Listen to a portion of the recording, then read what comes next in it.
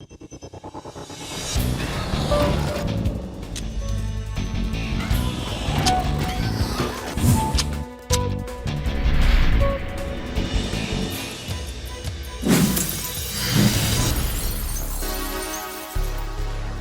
George Galloway, and I present Kalima Horra on Al Mayadeen television.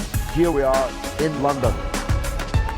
I speak my words freely, either in Parliament, on television, here on the streets of London. Kalima Horra means free word. That's what I speak.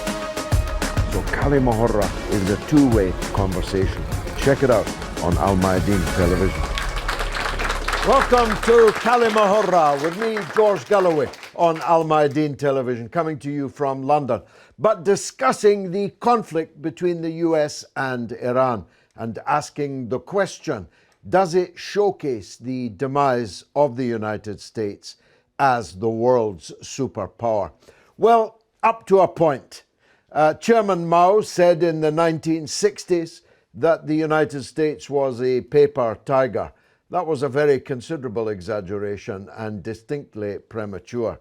A paper tiger, it definitely was not from the 1960s onwards. But it's now, I think, clear to most thinking people in the world that while still a tiger, many of its teeth have fallen out. It has lost much of its power, and it certainly is no longer the undisputed king of the jungle.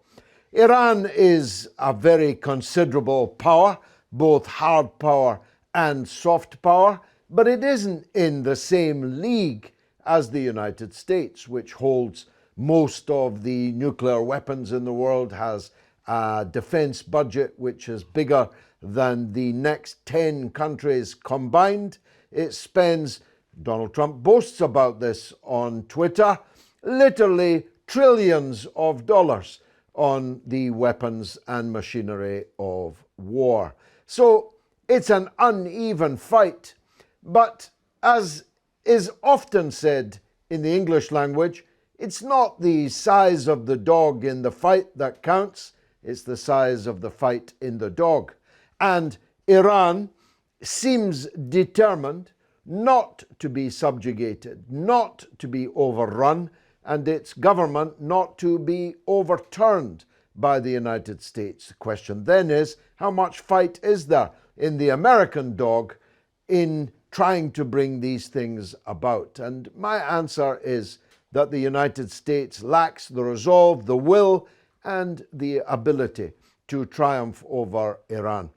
When Donald Trump came into the press conference 24 hours after Iran had retaliated for the cold-blooded, illegal terrorist murder of General Qasem Soleimani, he said that Iran had stood down, and by implication, therefore, that he would not be taking any further action. He also said that there were no American casualties from Iran's retaliation. Both of those statements were demonstrably false, and it is now officially gazetted by the United States of America that scores of American service personnel were injured in the Iranian missile response. There's some reason to believe, and I don't generally follow conspiracy theories, that there may even have been fatalities that were then distributed to other parts of the world, and their demise was attributed to the place they had been moved to. Whether or not that's true, it is official that at least 40 US personnel suffered brain damage in the Iranian response. But more importantly than that, it was Donald Trump that stood down because he had said that if there were any attacks on any American bases as a result of Iranian retaliation for the murder of Soleimani, that he would send, and I'm quoting him, some of his shiny $2 trillion worth of weapons without hesitation, he said,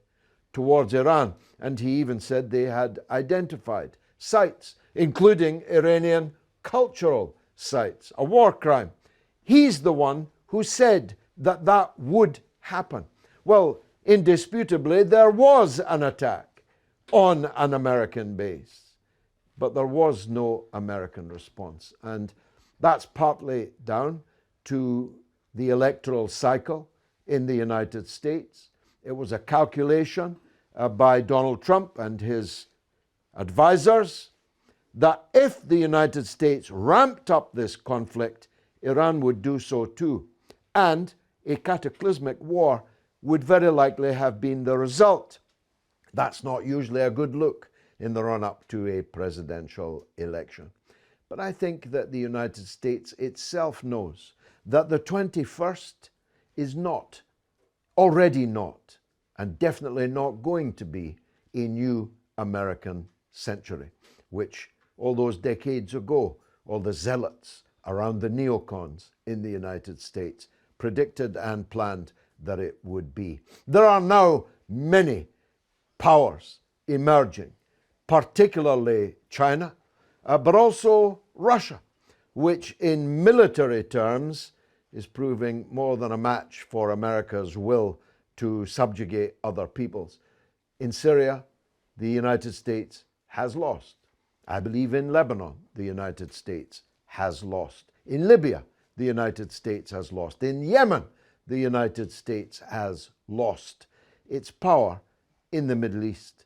And this will be masked by a strategic veneer that the United States, no longer dependent in any way on Middle East oil, is about to pivot its foreign policy and military preoccupations towards Asia.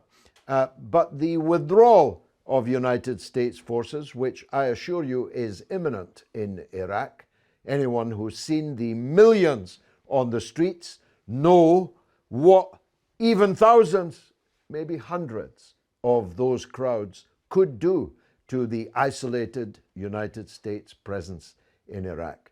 They will be leaving Iraq. They will stay in the satrapies in the Gulf because these satrapies have no choice but to allow them to do so. But anyone with any ability to drive the United States out of the Middle East is going to do so. And not in 5 years either, much shorter period than that. Think Lebanon, 1982. If they don't leave peacefully by negotiation, they will leave under fire, shot and shell. So my point of view is that the United States is no paper tiger, is still a tiger, but not the biggest tiger in the jungle, despite all of its weaponry. But I'm joined here by an audience of distinguished experts, more so even than usual, but one or two enthusiastic amateurs like me. So let me turn to this gentleman in the front row. Sir, introduce yourself. And hi, George. My name's Kristian. I'm from the Midlands. When the Soviet Union collapsed over 30 years ago now, it left the USA as the sole superpower. Yeah. So that gave the USA 3 decades where basically it was politically the strongest nation on earth, economically the strongest nation on earth, militarily the strongest nation on earth. And it also, what it did, it tried to make itself morally the strongest nation on earth. Now, behind that mask of so-called morality, the USA set about destabilising countries, invasion, regime change, a whole manner of things. It was so brazen, it ignored international law. It just basically ran roughshod over everything. Now, fast forward to where we are now. The USA may still be politically not as strong, economically rapidly being caught up by China, militarily the Russians are close to the same strength, but it has lost all of its morality and all of its reasons that it used to attack and invade. Now people see it for what it is. When it says are we going to go into Iran or Iraq for democratic reasons, for human rights, nobody believes it anymore. You see, and as that has become more and more obvious to people, its friends and its allies have shrunk. Now, how would the USA fight a major war in the Middle East if it's got nobody there who would really allow its troops on the soil? So therefore, rather than a superpower, the USA now resembles a school bully with a catapult shooting at people. Yeah, I think it's metaphor. I think it's a diminished country. There's an American sitting next to you, Patrick Henningson, 21st Century Wire. I'm not holding you responsible for the crimes of your country any more than I hope you're holding me responsible for the crimes of mine. But how do you see this picture? I think what we've seen in the last 4 weeks is it's been historic. We're looking at definitely a new Middle East.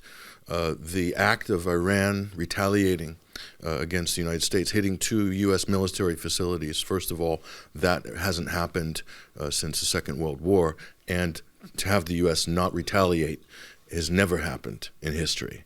So historically, we can draw a line under that. In terms of the facelift of the region, this is probably the most significant potential realignment since when Russia entered the Syrian war in October of 2015. And that really gave a facelift to the geopolitics and the balance of power in the region. So this is equally as significant. The reason is this is what you would call in the military circles a revolution in military affairs, driven by technology, driven by the capabilities. And I think the West has time and time again underestimated Iran's ability to develop in this area of military technology. And they have a capacity now with short and intermediate range missiles, whereby anything within that radius in the Arabian Peninsula all the way to the Mediterranean, even Diego Garcia and the Chagos Islands, that is now within Iran's reach. So what this has done is expose the United States and their supposed secure positions in the region. But more than that, and here's the important part, it's not only exposed the United States militarily, it's exposed the U.S.'s allies as well, because they are hosting all of these U.S. facilities that are dotted around the region. And all of a sudden, we have a completely different map that you're looking at right now, potentially. And I think the game changer was on the evening when everyone expected the United States to retaliate. They didn't. There was statements made by Hezbollah and by some Iranian officials that the U.S. Would be treated with Israel as one entity in this story, and that any Arab country which allowed the U.S. to use its soil or waters or airspace would be regarded as an enemy state. Yeah, and that's a game changer. So at that point, Israel, as my colleague here says, backed away. So that changed things tremendously. So it couldn't be an isolated, controlled affair. The U.S. would not be able to choose when it was going to end. And Iran has always said that when they strike back, it would be at a time and place of their choosing. And so now they've set the pace, as Russia set the pace with Syria, so everyone else. So those are history's actors now. History's actors are no longer in Washington. They are many and they're diverse now. And that's a difficult thing, I think, for the... Washington, they're reality TV stars rather than actors. Yes, that's right. Shabbir, how do you see this?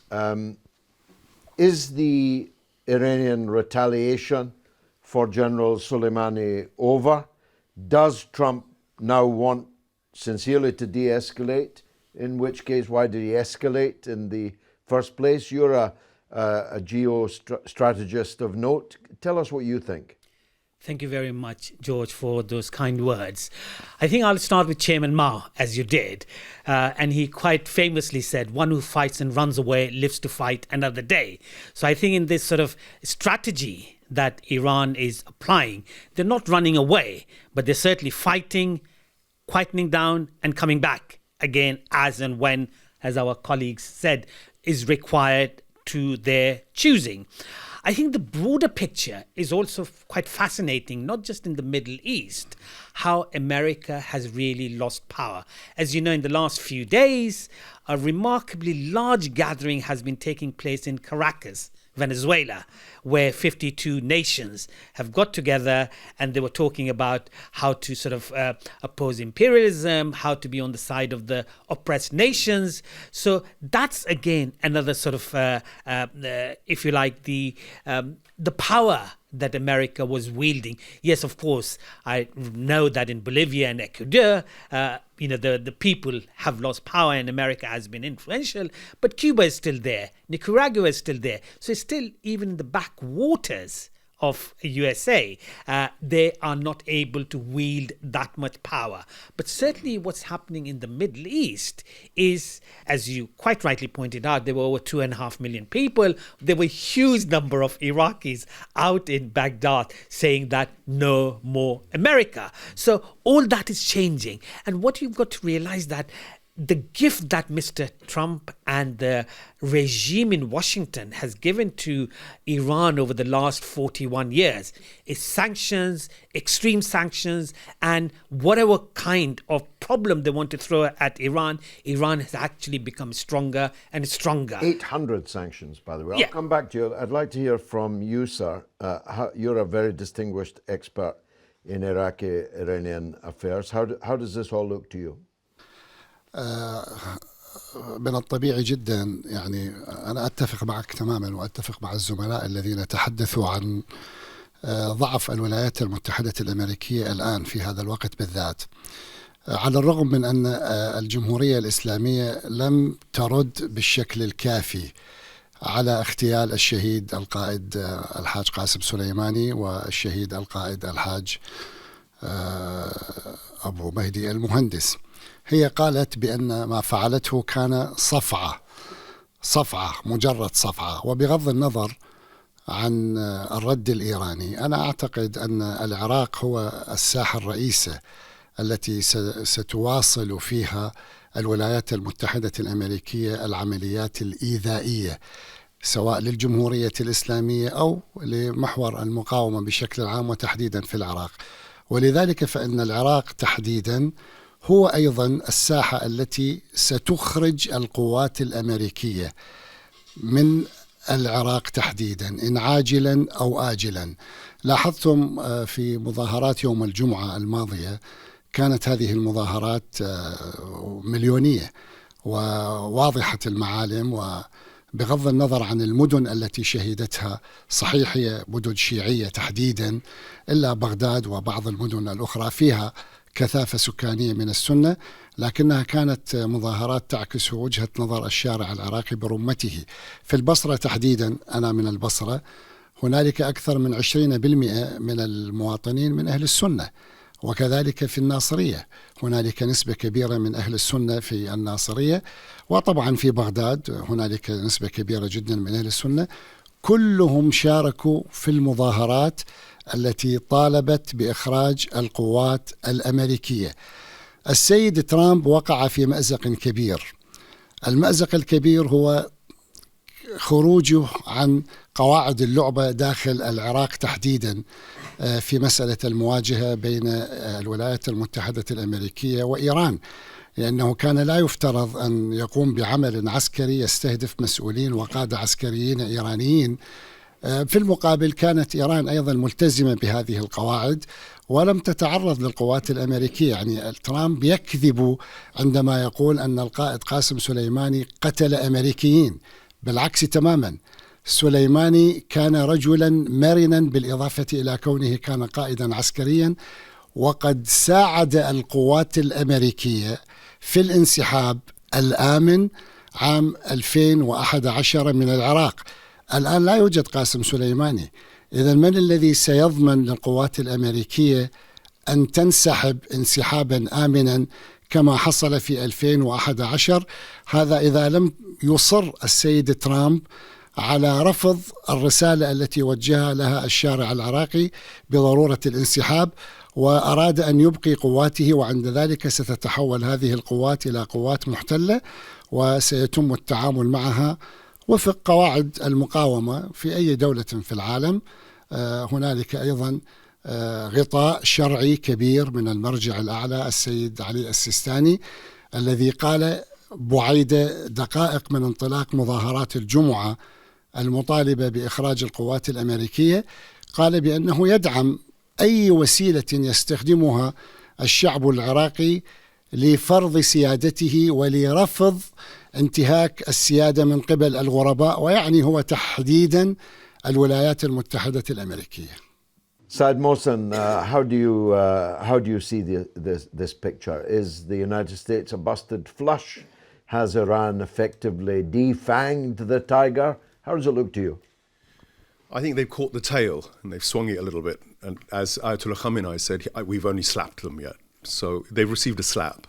And I think that's a very gentle warning that they've been given, because he's doing that on the basis of real absolute confidence on the ground. The real success militarily of the Islamic Republic of Iran in that region, I think, is twofold. One is the ballistic missiles, which is a game changer. That's what the Israelis and the Americans have stopped the JCPOA Iranian nuclear agreement, a perfectly good agreement, because they want to add this clause to get rid of all Iranian ballistic missiles, because they are absolutely terrified of the fact that Tel Aviv, Haifa, etc. can be hit, and that Iran is not and Riyadh and Dubai and yeah, the whole region. So this is, I think, the first string to Iranian success in terms of military. The other string they have is asymmetric warfare.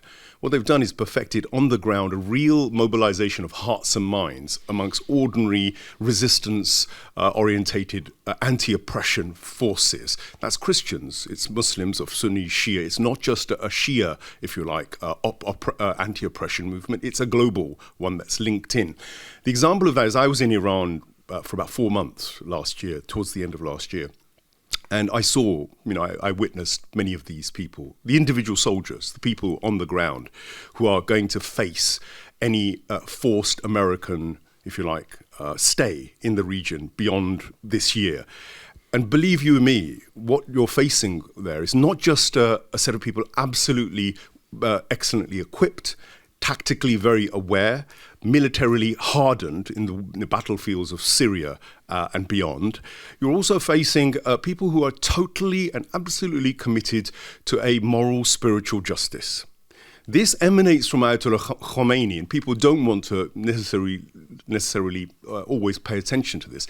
But there's a real moral conviction for the oppressed that these people have, and they will give their lives. They absolutely don't care about dying on the battlefields for this cause. They're dying for their children who are being economically terrorized. They're going to die for their mothers who are widowed. They're going to die for their fathers who have been humiliated by America generation after generation.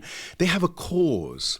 The American military doesn't have a cause. It has a mercenary intent based on transnational corporate interests and the American industrial military machine. There's a very big difference on the ground if you're going to fight a war, and the Vietnam War is probably the one that you ought to look at as the parallel, perhaps, to this. Terrain may be different. Hearts and minds are not. And I just think that the Americans and their policymakers and those neoconservatives which are urging some sort of feasible contest in the Middle East should think again, because it really will not end well for any of the occupation forces. In Iraq, we have an American occupation force.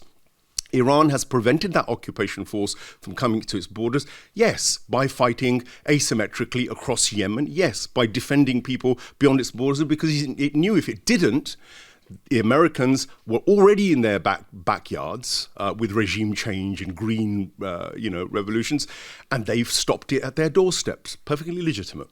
much more of this to come after the break.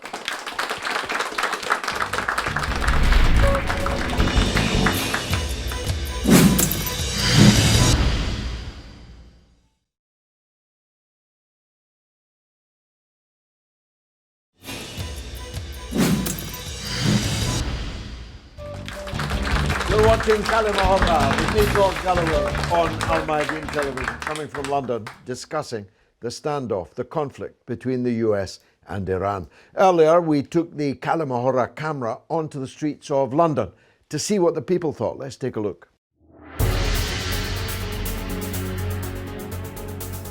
Is Iran's direct attack on US bases in Iraq breaking the perception of US military dominance in the region? No, I don't think so. Well, I don't think it does necessarily break the dominance of the region, because the US still is going to have tons of bases around Iran anyways. What it shows is that Iran wanted to give at least an act of retaliation against an act that they didn't agree with and they thought needed to have a response to. I believe that it was a very strong step towards saying to Iran, like, we are powerful, we're trying to show our cards and whatnot. And they didn't really expect any retaliation from them. However, what happened and then the normal retaliation from Iran, I believe, made the US kind of step back and say, whoa, are we really going to start a war with this country? Maybe they kind of underestimated Iran's influence around the world, because if they were to assess the situation for an possible all-out war between the two, Iran is one of the strongest forces in the world. Do you think the US might withdraw from Iraq sooner now, and what might happen if they don't? It's Trump we're talking about, so they haven't done it in 15 years, even though they said they would have. When Barack Obama took some of the units back, they still had quite a good grasp in Iraq still. And now, with Iran showing a little bit of strength or will to retaliate against some actions or misactions, I feel just justifies them even more now not to leave the country again. I don't think America want that, to be honest. I don't think they will. And with President Trump, he's more of a more standoffish president. He'll definitely want confrontation when he can. However, because of a lot of backlash, I think he'll back off.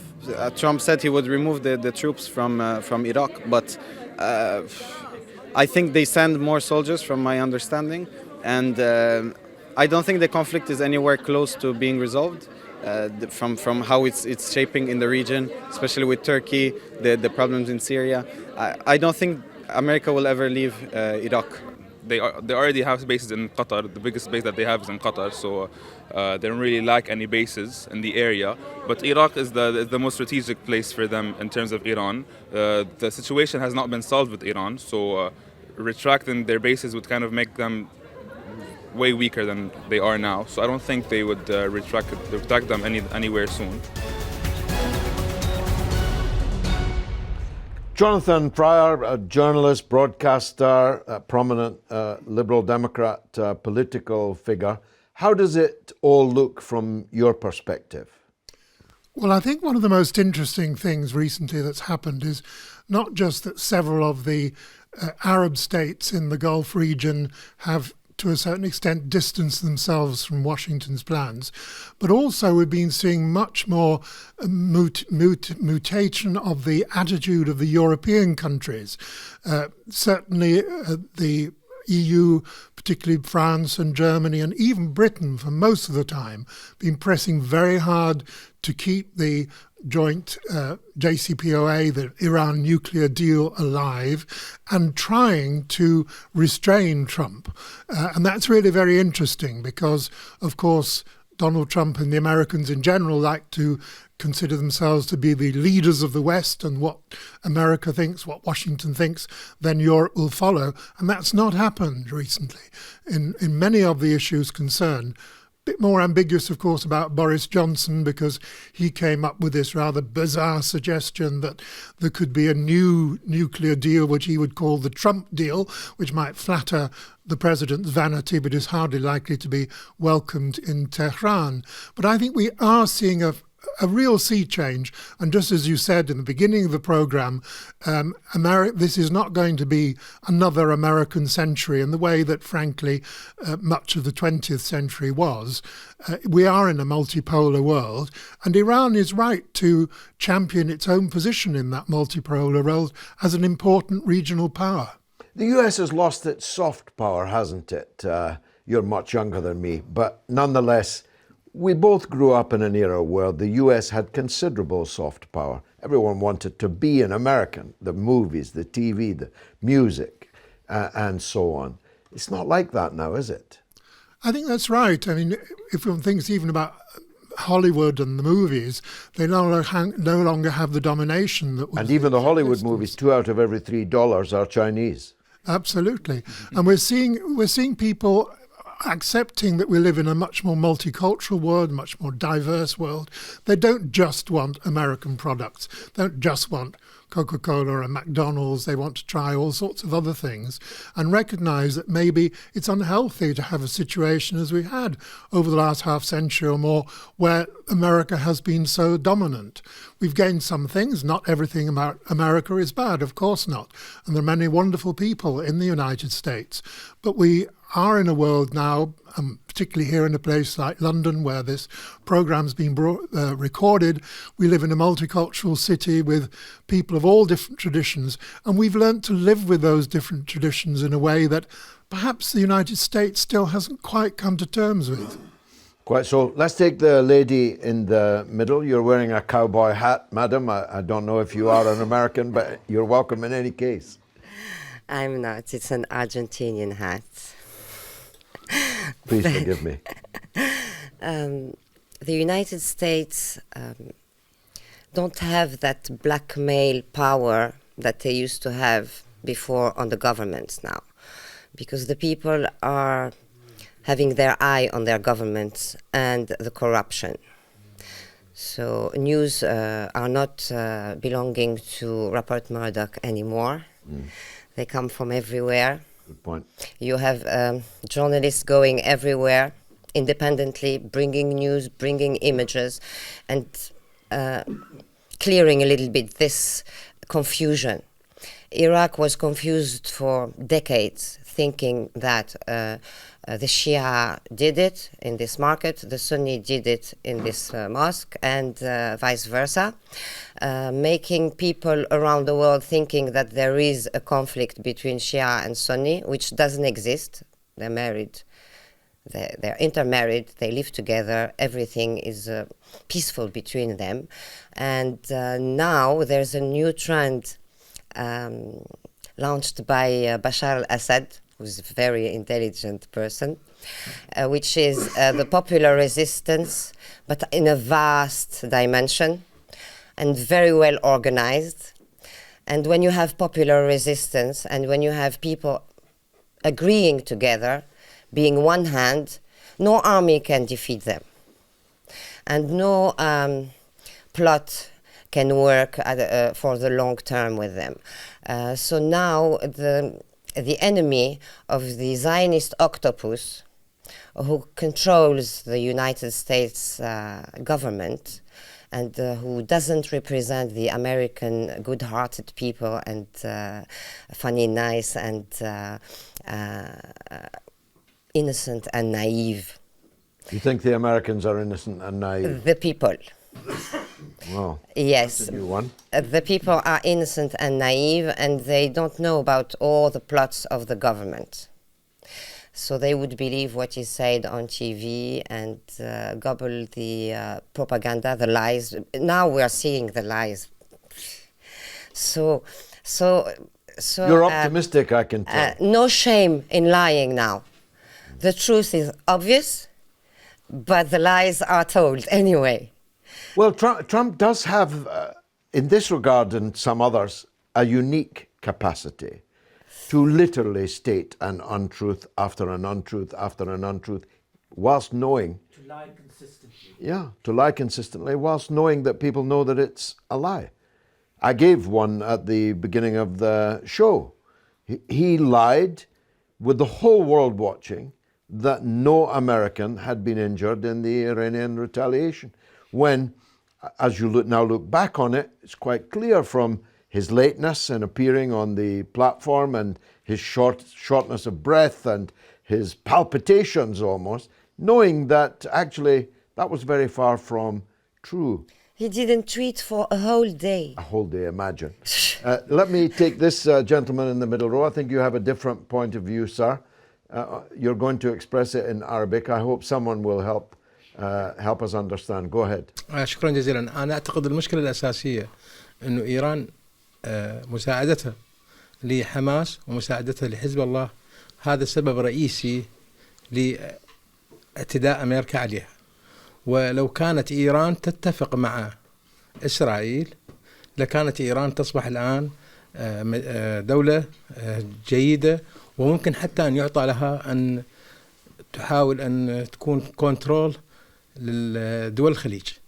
Thank you very much. So that Iran would make a deal with it? No, imagine about this thing. Never, I know that. But imagine if Iran make a deal. Well, of course, you know, again, I'm old enough to remember when Iran was the West's best friend in the region.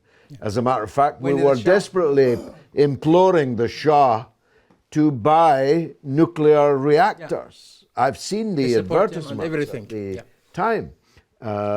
So they're not against Iran because they're Iranian or because they're Shiite. The Shah was Shiite. They're against the Iranian state for political reasons. Thank you very much. This gentleman down here. Yeah, I just wanted to add that it would be disastrous because my background is, although I'm born and bred here, my background is Pakistani.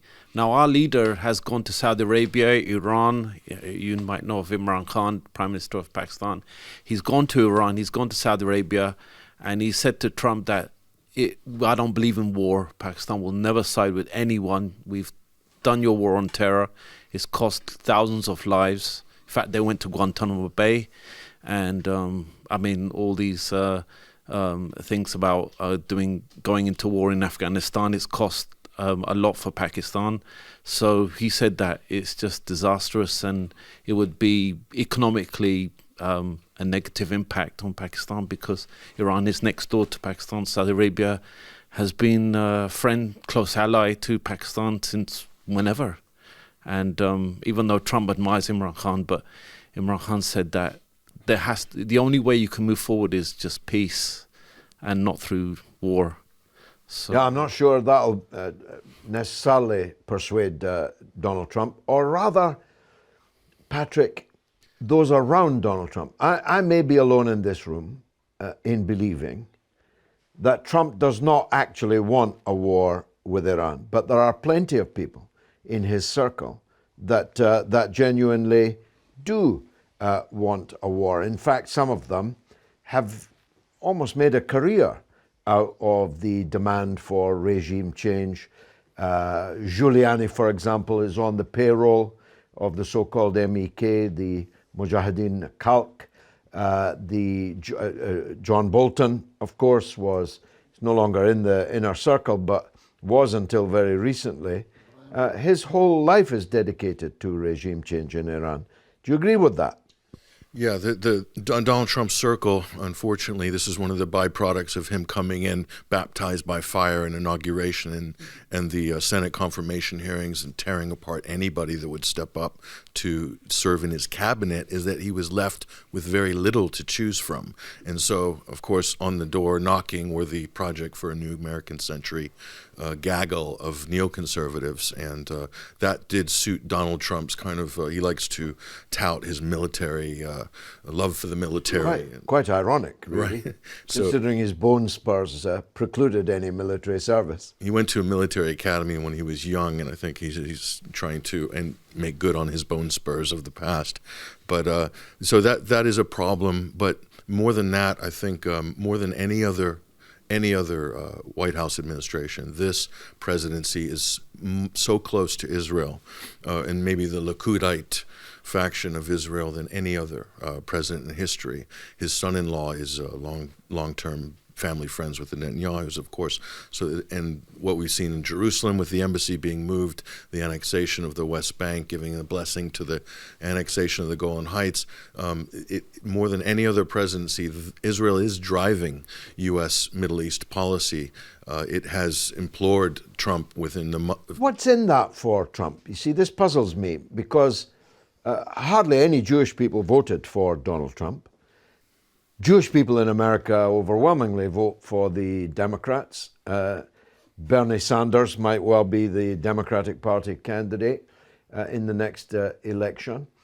Trump doesn't need money, and Netanyahu is a wounded animal, really. He's indicted, he faces jail. The only way he can stay out of jail is to stay in the Prime Minister's house. What's in that for Trump? Why is he such an obedient servant to the Likud line?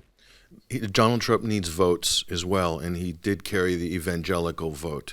So the Christian Zionist element is key in carrying the Bible Belt and some of the heartland areas in America. So it's a short-term, possibly a short-term strategic calculus that every Republican or conservative president makes to pander to certain factions and demographics in order to get that edge. And it's going to be a tight presidential race, even the next one, as tight as the last one probably.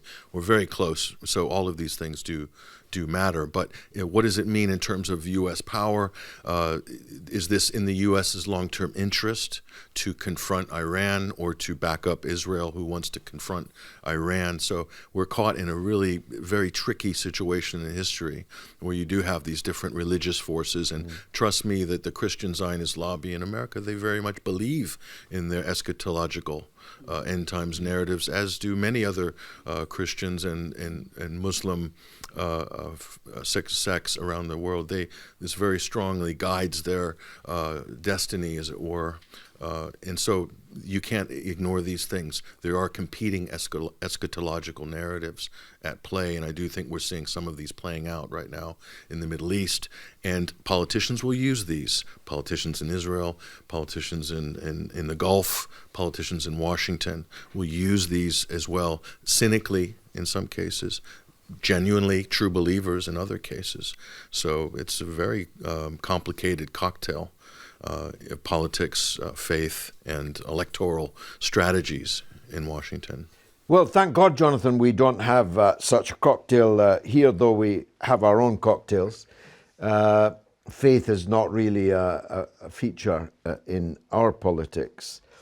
But I want to press you on the Boris Johnson thing. You see, what Boris Johnson said was the deal, if the deal is dead, and you're right to say he's not trying as hard as the French and the Germans are to save it, then we have to have a Trump deal.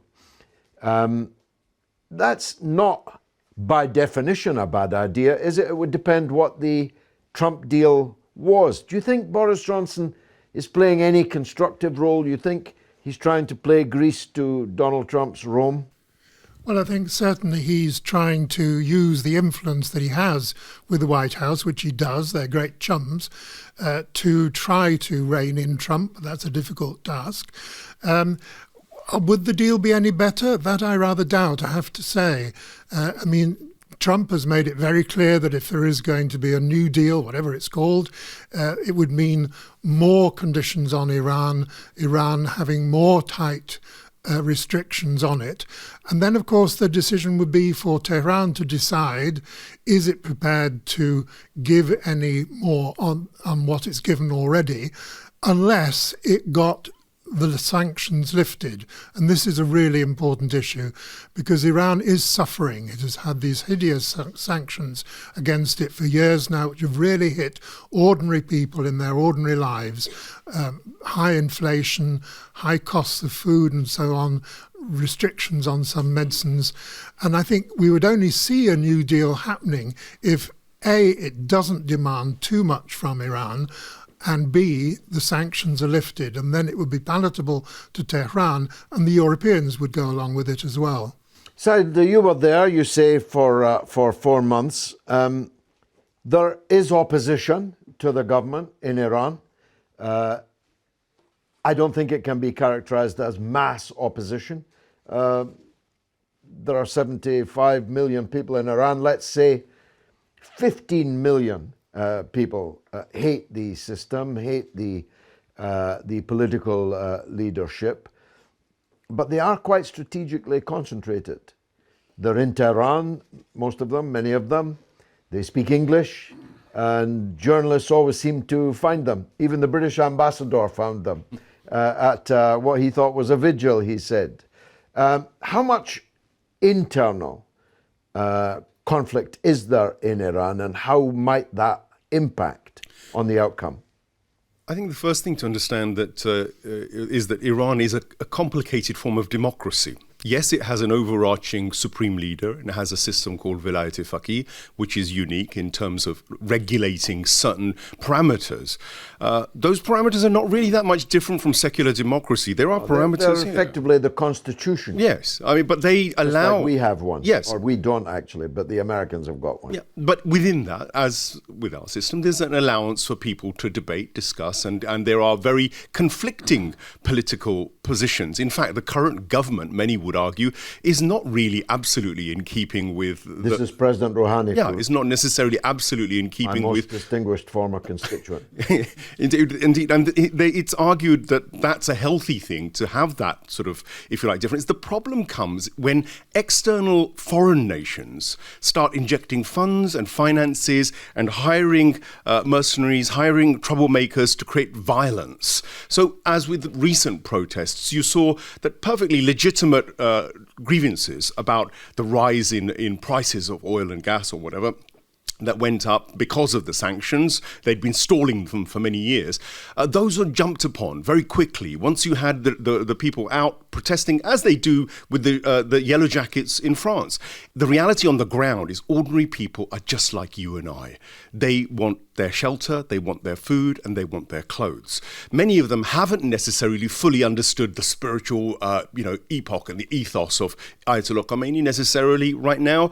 But those people do hold some grudges because they basically want the kind of hyper-capitalist system which exists in the West. So they want to get richer. They're the ones primarily who drive the agitation, collaborate with outsiders, and cause, I would say, the upset. That's basically regime change material for those here. But I would say at the core, there is a now, because of the sanctions, a return to the original ethos of the revolution. So, for instance, re-examining the economy. Now, Iran now is agriculturally far more sustainable. It can produce its own food. It's got its own internal industries because it can't import expensive pharmaceuticals, etc. It's built its own military, if you like, technological capability. It's got a scientific and university education advancement beyond many in its region. I think that there's obviously a lot of propaganda that you've got to get beyond. That doesn't surface paper over the fact that there are still major challenges for Iran to overcome. It's a case of really being realistic. At the moment, though, you saw what happened after General Soleimani. The hearts and minds of those people are united as Iranians. Over 6 or 7 million people turned out just in Tehran. In Iraq, there's been millions. So you can see that the lies and the propaganda, and in fact, the BBC said very little. They actually said nothing up to midday on their sites about what was going on in Iraq. They underplayed what happened in Iran. So that tells you that here in the West, we're fed a lot of fake news. We're being engineered towards hating Iran, to hating the other, and to fearing them. That plays into us here. And this is my final point here. There's a blowback. Straight after General Soleimani's, if you like, fake news and propaganda exercise, straight away the Islamic Centre of England here in Britain was targeted by the Times newspaper, by the Telegraph and others. They started to put them in the same category as the Takfiri ISIS fraternity, which are, as far as we're concerned, false flag, Western deep state operations. But they're now using that to link, if you like, Islamic revolutionary or Iranian politics with Muslims living here again. So we've got a double whammy with this now. We're now being told, along with the climate extinction people and the Greenpeace folk and the folk who are fighting for ordinary justice in this country, the campaign against arms trade, we're all being told that we're all extremists if we say the kind of narratives that you and I are perhaps rolling out. I believe that's a real threat to our civil liberties and our democracy here. So what's happening in Iran seriously is being used also here in the West to undermine our democracy, our civil liberties. So it's not a distant war by any means. If the Hormuz gets mined by the Iranians, if the Americans start a war there, that's going to shut down 20 to 30% of economic business in the world. It's meltdown.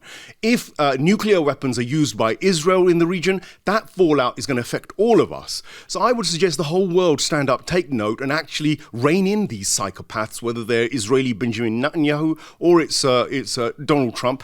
We need, as a collective, as people, to rise up and properly tell these people enough is enough. Stop.